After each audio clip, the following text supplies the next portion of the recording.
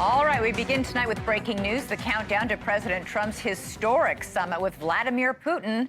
Good evening, everyone. I'm Elizabeth Vargas. We are just hours from critical talks at a U.S. military base in Alaska, a state that was once Russian territory. Remember, Russia sold Alaska to the United States to pay off debts from the Crimean War. Well, now, 158 years later, the U.S. is trying to sell Putin a plan to end Russia's current war, which has also racked up massive debts. Trump's meeting with Putin is expected to start at 3:30 Eastern Time tomorrow in Anchorage. White House officials tell NewsNation that the president will be joined by Secretary of State Marco Rubio and White House envoy Steve Witkoff. Trump says Putin wants to reach a deal, but he admits there's a chance of failure, even putting it at 25%. Of course, that means Trump thinks there is a 75% chance it'll be a success. The president says he'll know very quickly whether the Russian dictator is serious about ending his war in Ukraine.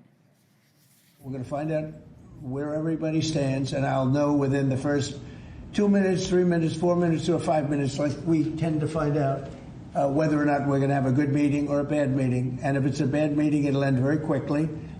And if it's a good meeting, we're going to end up getting peace in the pretty near future, okay?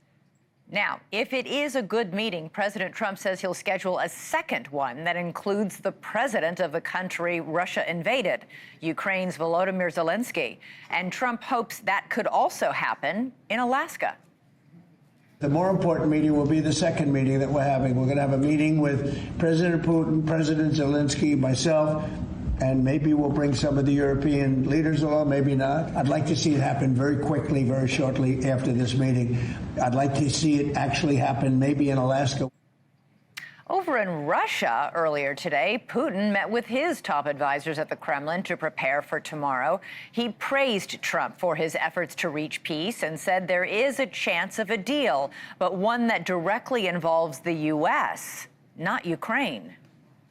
Current American administration, which, as everyone knows, is making, in my opinion, quite energetic and sincere efforts to stop the hostilities, stop the crisis and reach agreements that are of interest to all parties involved in this conflict, in order to create long-term conditions for peace, both between our countries and in Europe, and in the world as a whole.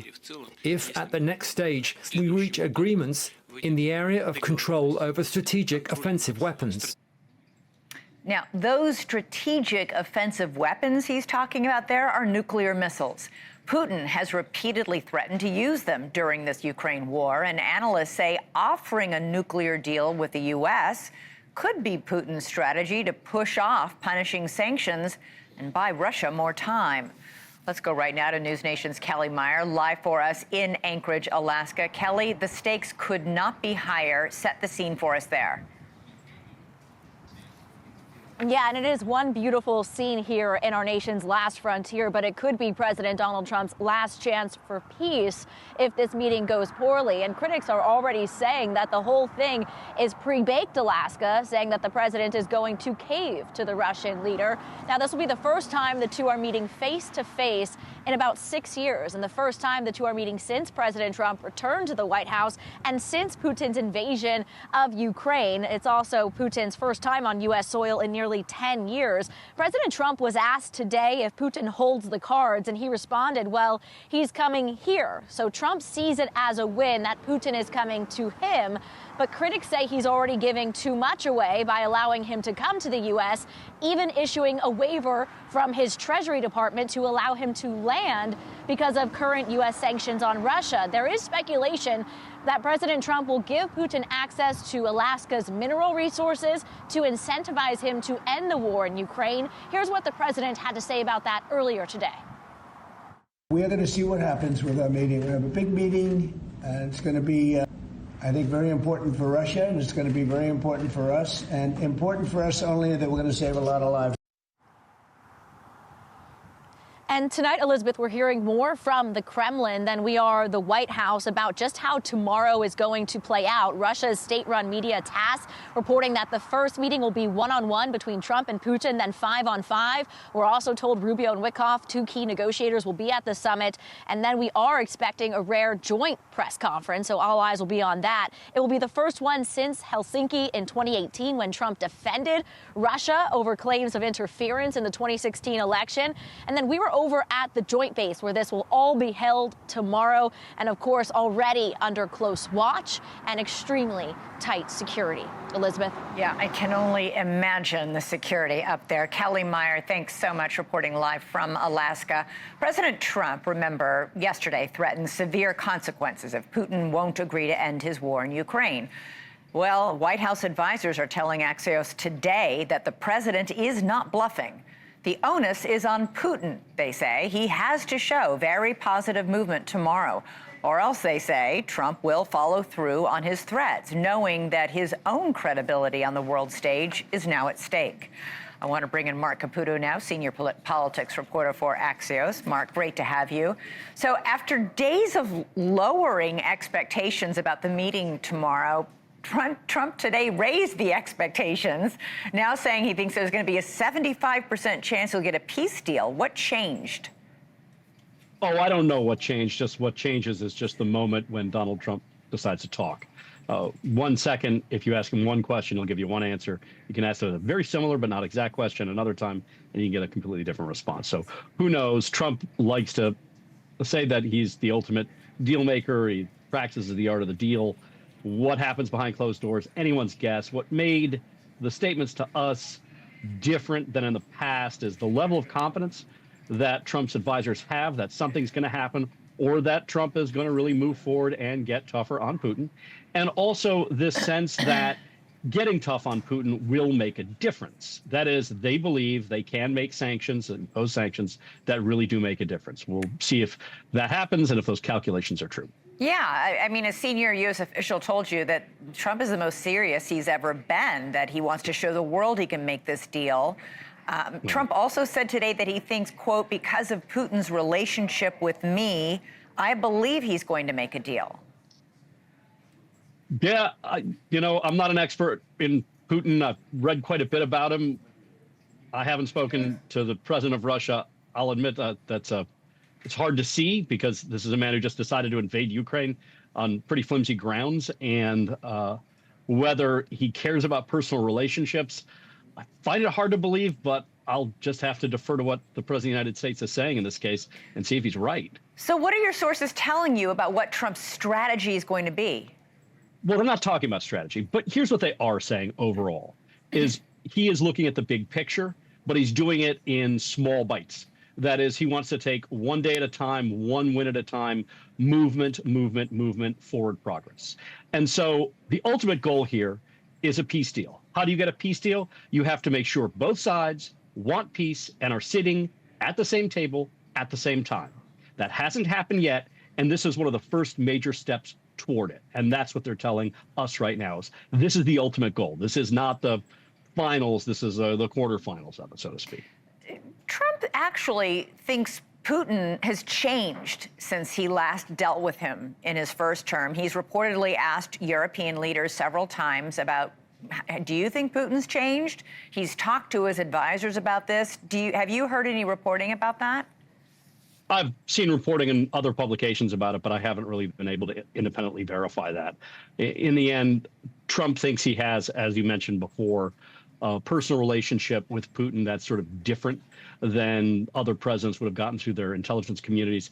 And tomorrow is really the first day where they can sort of sit face to face and really get a measure of each other. It's going to be so fascinating. The White House also announced that, or actually the Kremlin announced, the White House said there could be a joint press conference. The Kremlin said there will be. But the White House said if it goes well, there'll be a joint press conference. This is a big deal. It's a big deal for Putin to stand on this stage, the world stage, where he's been, isolated and excluded, and share that stage with the most powerful man on earth. Sure, and it's a big deal for Donald Trump. Unlike any other political figure we've seen, Donald Trump has deferred to Putin and sort of soft-pedaled what could have been otherwise very harsh sanctions. And in a light most favorable to the president of the United States, that's because Donald Trump wants a deal. He has put a lot into this, and one of the things Donald Trump really hates is the idea of being made a fool of, having people laugh at you. And a lot of European officials and a lot of his critics are saying that Putin has done that to Trump, that he's tapped him along, in Trump's phrase. And so tomorrow, not only will Putin have to stand on this big stage, but so will Donald Trump, and we'll see what sort of deliverable he's able to get out of Putin, who certainly is not a very predictable figure. No, indeed not. All right, Mark Caputo, fascinating times. Thanks so much. All right, let's get some reaction now from someone who knows the Ukraine conflict better than most, John Herbst, former U.S. ambassador to Ukraine. Ambassador, thanks so much for being here. So we just talked about the Trump side of things. I want to talk to you about the Putin side of things. Putin is ex-KGB. He thinks he has the upper hand in this war with Ukraine. In June, he taunted Ukraine to keep fighting back, keep at it, keep at it. It will only get worse, he said. Wherever a Russian soldier sets his foot, it is ours. That's right. Putin's objective is to have effective political control of Ukraine. He does not want a ceasefire. He wants his soldiers to take more and more of the country. That's his objective. He also wants to make sure that American support for Ukraine grows weaker. So he offered the talk, he pushed for a meeting as a way to stop President Trump from making good on his ultimatum to put down serious sanctions if Putin did not stop the war on August 8th. So he's delighted to be meeting with Trump instead of facing harsh American sanctions. Right. So Trump's goal here is a ceasefire or a peace deal. Putin's goal here is no more sanctions or even further easing of the sanctions. Correct.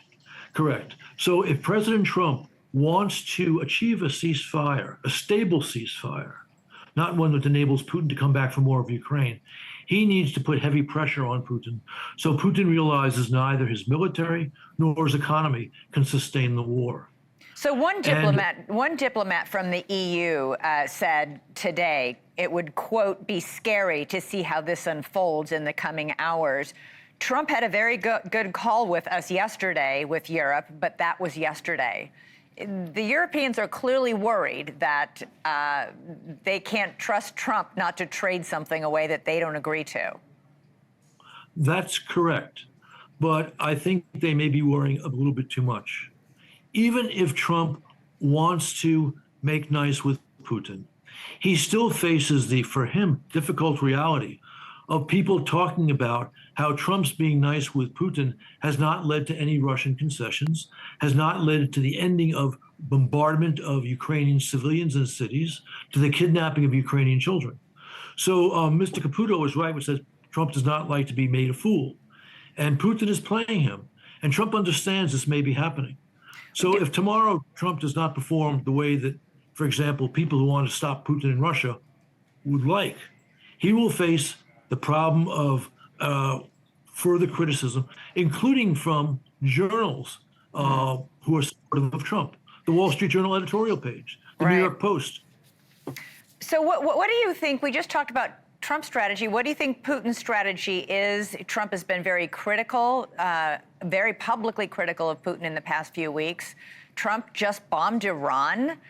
He just, established a peace deal last week between Azerbaijan and Armenia. I mean, is any of that giving Putin pause? So far, no, because he hasn't seen Trump bring the hammer down on Russia. If tomorrow they have a bad meeting and Trump makes good on his promise to put serious pressure on Russia, even that's not going to faze Putin right away. He'll say, let's see if Trump can sustain this for 3 months. Let's see if Trump can sustain this for 6 months. Because look, he's been fighting in Ukraine for 11 years. Yeah. He's had every significant Western leader criticizing him, but none of them have been willing over time to put serious pressure on Russia. And he thinks Trump will be just the same as everybody else. We shall see. Tomorrow is the big day. This time tomorrow, we will know a lot more. Ambassador John Herbst, thank you so much. Really appreciate your analysis. And join us, of course, for special coverage of the summit tomorrow right here on NewsNation. We will have all the breakdown and all the highlights. All right, coming up for us on America's fastest growing cable channel, critics of Trump's crackdown on Washington, D.C.'s homeless camps say it's cruel and we need more affordable housing. But are they right? How can America fix the homeless crisis in cities across the country? Journalist Michael Shalenburgger says he has the answer next. And remember that guy we told you about last night? You know, the man arrested for throwing a Subway sandwich at a federal officer in Washington, D.C.? Wait till you hear where he used to work.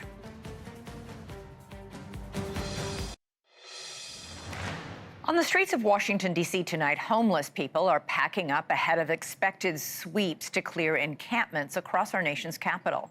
We've been reporting on President Trump's hardline stance on homelessness. Go to a shelter or go to jail is the ultimatum.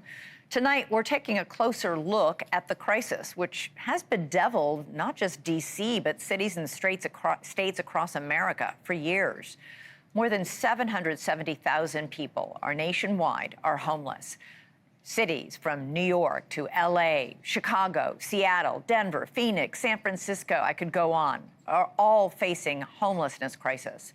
And those cities now have more authority to do something about it after the Supreme Court ruled that states can now ban people from sleeping and squatting in public spaces. Advocates have long argued that the problem is a lack of affordable housing. One advocate came on this show just last night to say that's the problem. But is it? Not everyone agrees. My next guest argues that the root of the problem with homelessness has little to do with housing at all. He says most of the people living on America's streets suffer from untreated mental illness or addiction, and that more free housing is not the answer. Joining us now is Michael Shalenburgger, journalist and founder of Public News and the author of San Francisco, a book that was all about homelessness in San Francisco. Okay, Michael, so you say homelessness has gotten worse because we've enabled it. What do you mean by that? Sure. Well, it's great to be with you, Elizabeth. Well, I think that you have to understand that the word homelessness was always a propaganda word aimed at confusing people as to the underlying problem. What we call homeless encampments in Europe, they call open drug scenes. These are places where people are dealing drugs, and the people that are there, the addicts and the users there, are all there to use hard drugs. There's also a percentage of people on the street that suffer from serious mental illness, that are self-medicating. A lot of the people, it's just addiction or more treatable forms of psychiatric disorders. But there's been a deliberate effort to mislead people about this problem. The basic trajectory remains that people become addicted to hard drugs, quit their jobs, are kicked out of their living situation, either by friends or family, and then end up on the streets. It's extremely rare to find people that are sober, sane psychologically, and are just on the street for economic reasons. And those are the people that are the easiest to take care of. So what percentage of the homeless are mentally ill or addicted to drugs? Well, I mean, this is one of the great debates. I mean, if you look at the official statistics, depending on how you ask, it's something like 30%. But those numbers are just wrong. You have to remember there's two categories that we look at: sheltered homeless, people that are in shelters; unsheltered homeless. The unsheltered homeless, people on the street. The unsheltered homeless population is who we tend to refer to as homeless.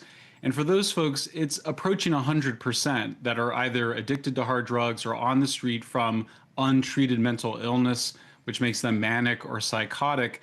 It's like saying, when you say, what percentage? It's like, well, what percentage of people in a supermarket or a grocery store are there to buy food? I mean, that's why they're there. It's to buy the food. There might be some people that are just walking through, but for the most part, that's what these homeless encampments are. They're open drug scenes. So what's the answer? I mean, homeless advocates come on all the time and say it's a lack of affordable housing, and often there is people who are working and renting or couch surfing would agree we need more affordable housing in this country, but that is a separate problem from the homeless problem. Is that what you're saying? Yeah, sure. I mean, I'm a huge advocate for massively increasing the housing supply in the United States and have been for a long time. But Right. it does a disservice to people on the street to suggest it's a housing problem.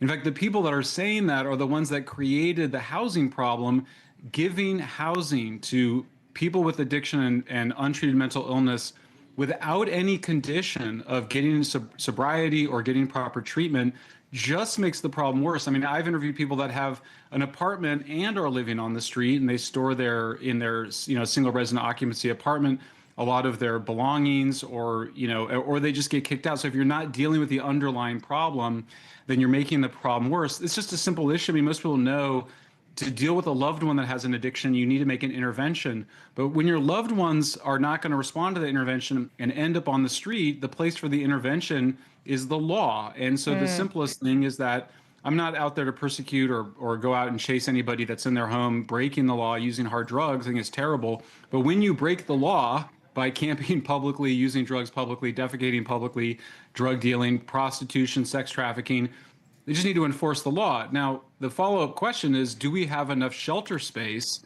mental hospitals, drug recovery centers? The answer is absolutely not. And Right. and that's a whole related problem that we should have been dealing with, and actually went in the opposite direction on over the last 30 years. You know, many protested when President Trump recently signed an executive order encouraging local authorities to hospitalize homeless people against their will if they're severely addicted or mentally ill. Is that what you think we should be doing? There's been increasingly, as the homeless problem has gotten worse, we've seen this debate. You know, Andrew Yang was talking about it. We've had Eric Adams, the mayor of New York City, talk about we need to start doing that. I mean, when people are talking about it's cruel to institutionalize people against their will, isn't it cruel to leave them on the street in the condition that they are often in? Yeah, I mean, just imagine that your daughter, your sister, your mother were so addicted to hard drugs that they were selling their bodies on the street. And by the way, 100% of the women that I've interviewed that are homeless and living on the street have been sexually assaulted multiple times, because that is how they make their money through prostitution in order to afford their drug supply. Would you want someone to intervene in that situation? Or let's say they're schizophrenic and they're psychotic. Would you want someone to intervene and prevent them from being repeatedly assaulted? I think the vast majority of people would say yes. You have a minority of very ideological people that want to prevent that. And there's many chapters in my book about what's motivating those people, but it's a kind of radical left libertarianism that says it's doing it in the name of compassion. But I mean, just imagine you're literally out of your mind. You're insane. Right. You need help. And then these people are depriving them of getting the help that they need. There's also the question of personal liberty. I mean, you know, a homeless woman went to the Supreme Court to get the right, to stay and live on the street, many decades ago, and that law has stood.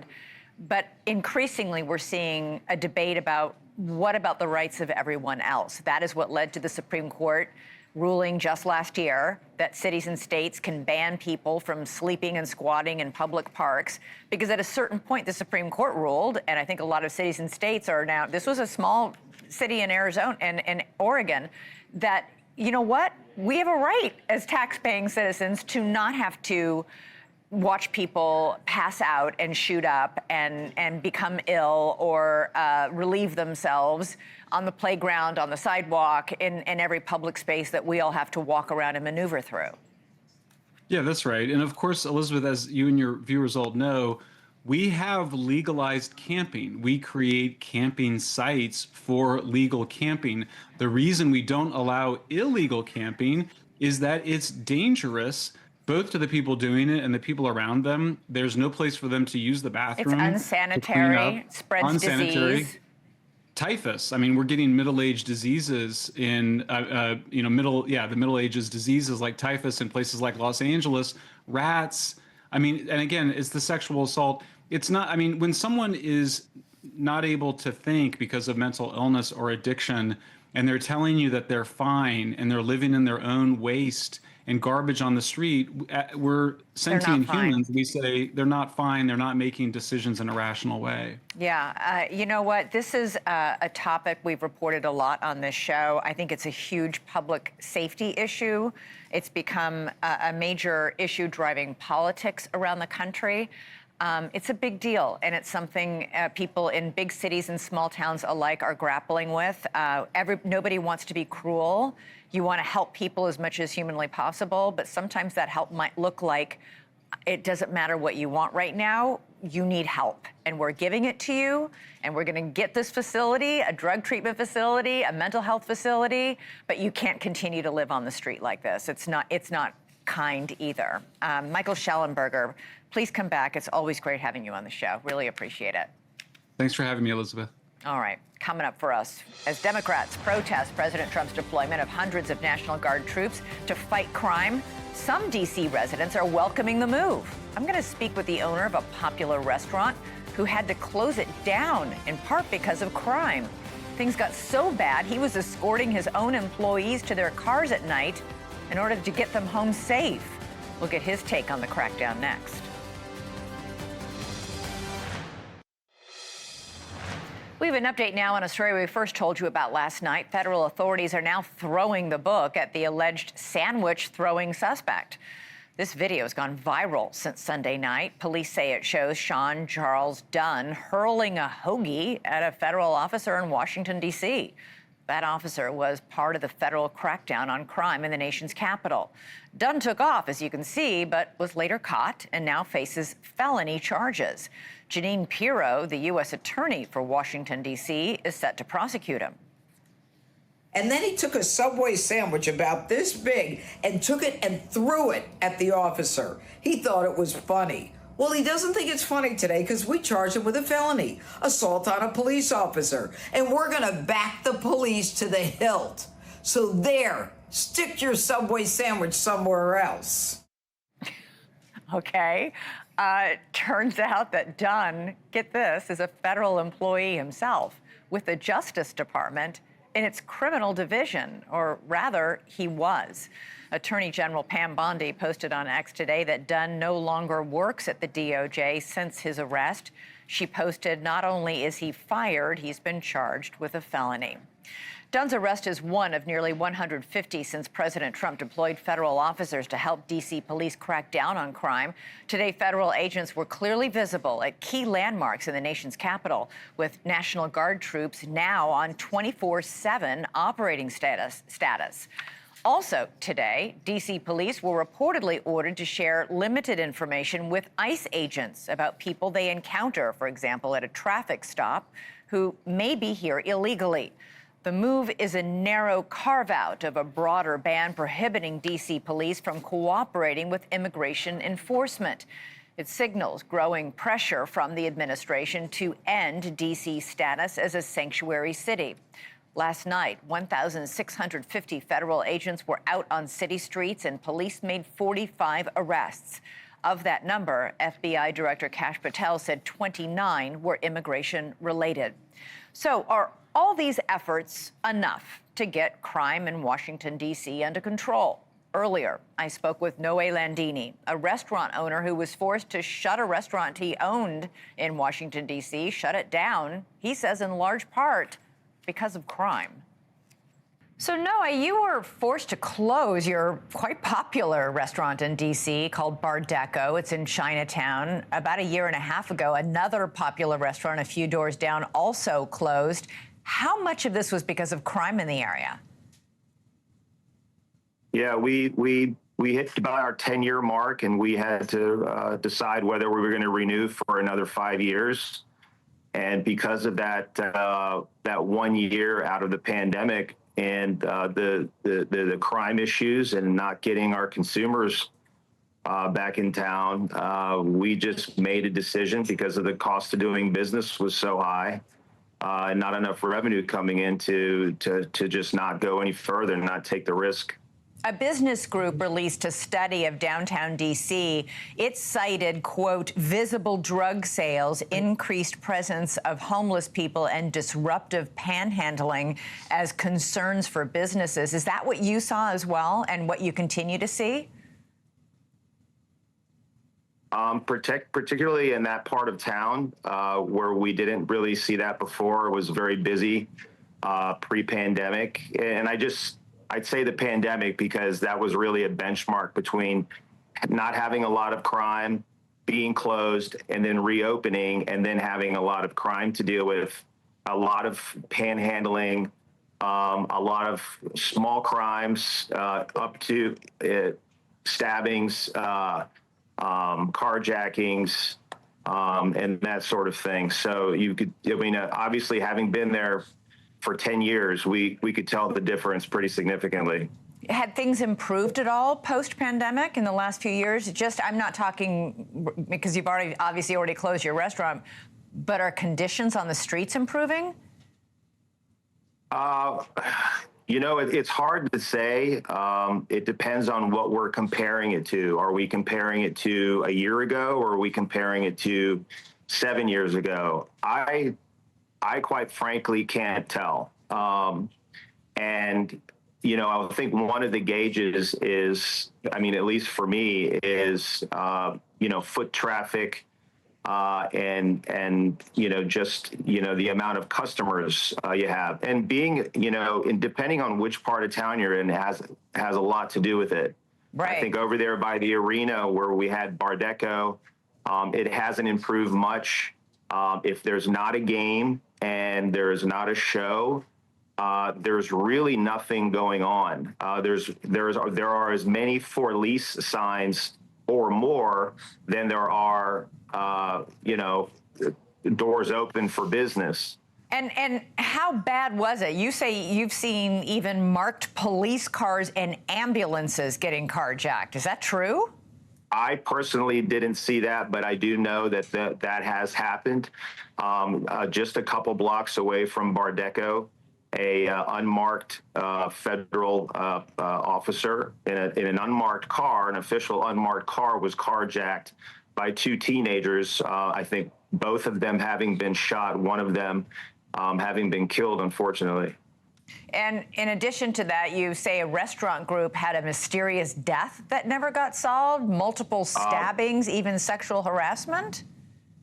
We have had that was us, as a matter of fact. At the time, in both Chinatown and even Capitol Hill, believe it or not, we had a stabbing of a young lady walking to her car after work, and not even that late at night, because that particular restaurant didn't stay open at night. Mm-hmm. And and we've had women sexually assaulted leaving the building in Chinatown, leaving Bardeco. You actually had to escort employees to their cars. It got so bad. That is correct. Yes. So do you think that this move to send the National Guard in is going to help things? You know, it's hard to say. I would love to say that it's going to help. Anything's going to help. I've personally seen biker gangs cruise through the streets and police sit there. I've seen no response time for crimes that are called in. So I don't, you know, it depends on how they're utilized. Is it a show of force? Is it the presence of them? Would that help? You know, I guess time will tell. But, you know, it being acknowledged finally is really a breath of fresh air, because this isn't a new issue. This is something that's been going on for a couple of years. All right. Noe Landini, owner of several popular, successful restaurants in that D.C. area, trying to make a living like everybody else. Thanks so much for being here today. Thank you. Appreciate it. All right, coming up for us, a man is accused of sending threatening voicemails to the family of that murdered United Healthcare CEO, Brian Thompson. Well, that man was in court today to face some really serious charges of cyber stalking. We've got that story, plus the very latest on Luigi Manion's upcoming murder trial, coming up.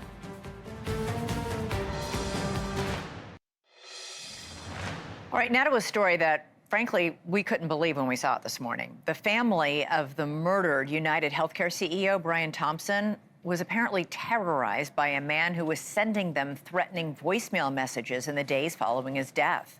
Remember, this was a family still coming to terms with the fact that Thompson had just been assassinated in Midtown Manhattan. He was father to 2 teenage sons. A suspect from upstate New York was arrested and just appeared in court today, charged with cyber stalking. He left more than half a dozen voicemail messages for the family, all of them vile and vicious and very, very graphic. He told the family that Thompson was, quote, a capitalist pig who deserved to die. He also wished a similar death on Thompson's 2 sons.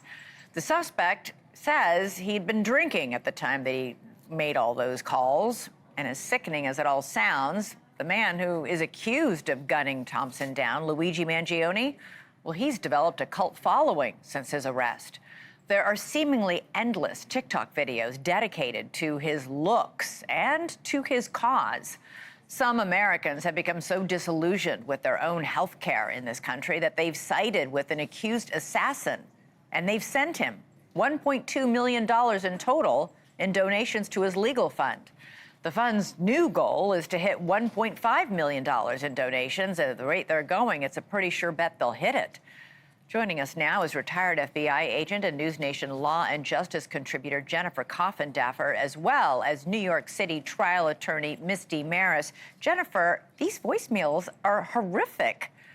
One complained about Thompson making money off the backs of poor people. Another one said, quote, you all deserve to bleeping die and burn in hell. Have you ever seen anything like this? Well, I have seen something like this, but to your point, this happened right after the crime, before anybody even knew the name Luigi Manion. How frightening would this be, thinking you are also the target? And there's no freedom of speech for harassment and threatening messages over the lines, period. Yeah, and Jennifer, this GoFundMe defense fund has now hit $1.2 million. There's obviously an enormous fascination with this man. He doesn't need the money. He comes from a wealthy family.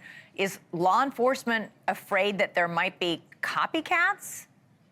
Oh, absolutely. You always worry about that. And I wouldn't be surprised if some have already been thwarted that we just don't know about. And it's something that's going to continue to be a concern as we come toward trial. Misty, can Luigi Manion's defense lawyers actually use this money? How does that work? So they actually can, Elizabeth, and this is what's so shocking. It relates to the type of user agreement that this platform has. We know that right when Luigi Manion was arrested, they started a GoFundMe account. Now, that was promptly taken down because GoFundMe has a bright line rule that they will not fund the litigation or defense costs for violent crimes. So that was taken down immediately. But this is another platform, Give, Send, Go. And they have been controversial for a very long time, funding the defense funds for not just Luigi Manion, Kyle Rittenhouse, and others. But these funds are usable by the defense team. It all is based on that agreement, so long as it's not in furtherance of a crime to be committed. And so, Misty, what's the status of the upcoming trial? He's being charged. He's going to be tried in both federal and state court. Yes, so Luigi Manion had a bit of a win in that he's been granted access to a laptop from 8 to 4 p.m. behind bars to look at what they say is 7 terabytes worth of digital evidence that's going to be a part of the trial. The next conference in the state court case is September 16th. That's going to be consequential. That's going to set the schedule. We also know Manion's defense team is asking for the federal case to go first. That issue has not been resolved at the beginning. The state court was set to go, but now with the defense asking for the federal case to go first, that could flip and that could change. Why do they want the feds to go first? Because it's the more serious case with the death penalty that looms over Luigi Manion. So they want to get that one done before the state court case moves forward. All right, I want to ask you both very quickly about Brian Kohberger. There are reports now that he is, quote, tormented in prison and is asking guards for help. Apparently, other prisoners are shouting at him through the air vents, making it impossible for him to sleep. Jennifer, you can take this one. Well, first of all, this guy never slept at night. He's Cry me a river. I mean, my God. Who cares? And I doubt if he's really, I mean, this is a cold-blooded psychopathic killer, Elizabeth. And I don't think anybody really cares about him, people whispering sweet nothing into his ear through the vents. Misty, how often does this happen, though? I can't imagine this is an unusual thing. It's not isolated. You've got a high-profile prisoner. There's a reason that he is in a certain block in solitary confinement, being kept away from the general population. High-profile defendants are generally targets when they get behind bars. It sounds like this is not only a high-profile, but a high-maintenance defendant, Misty. It appears to be, yes. Yelling through the vents, not getting enough. They're keeping me awake. Yeah. You just pled guilty to slaughtering 4 college students. Next. Yeah. Jennifer Coffindaffer, Misty Maris, always great to talk to you. Thank Coming you. up for us, a prominent and very well-known lawmaker who has been on this show just told Joe Rogan about an incident that occurred with a UFO while she was serving in the Air Force. UFO disclosure activist Lou Elizondo is about to go on Cuomo. A preview of that next. And we just obtained this video. It's new UFO video taken while a man was out walking and playing Frisbee with his dog. You're going to want to see that coming up.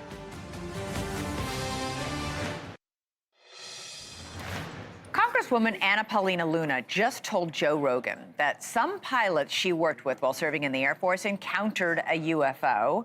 Jesse Weber's filling in tonight for Chris Cuomo. You're going to get into that, but you've also got this new video you just showed me on your phone of a man in England throwing a Frisbee with his dog and accidentally catching, as he's recording this, what appears to be something in the sky. Oh, it's something. It's something. Definitely. Well, watch this. Look how fast that is, and they slow it down. Now, there's what? It could be 2 things, right? Could be a lens flare, could be a light flare, or that is an object. And I believe where this is really near the Royal Naval Air Base. So it does raise a question if it's a UFO. And when we say UFO, it doesn't always mean alien technology. It could be some sort of We were just showing it slow down there. When you actually play it in real time, though, how could that be? I mean, is that a missile? What moves that fast? That's what it looked like to me. Lou Elizondo will have his own take on it. By the way, and he's got so much to deal with Anna Paulina Luna because he's been accused of having the skiff flu, that he was going to go into this secure facility and provide information. And she says, she didn't even name him by name, actually, but she said, I have big names in the UFO community. And all of a sudden, they didn't want to show up. He's like, that's not true. So there's having a back and forth. I think a lot of those people in the UFO community have wanted nothing more than to go testify in a skiff. But it's been, I don't know, whatever reason, that process. Get an answer. No. I'll get an answer tonight. Get an answer. I will. Get back to me on that. All right, have a great show, Thank you so much. Thank you for watching. Subscribe below and download our NewsNation app right now on your phone, and you will get fact-based, unbiased news for all Americans.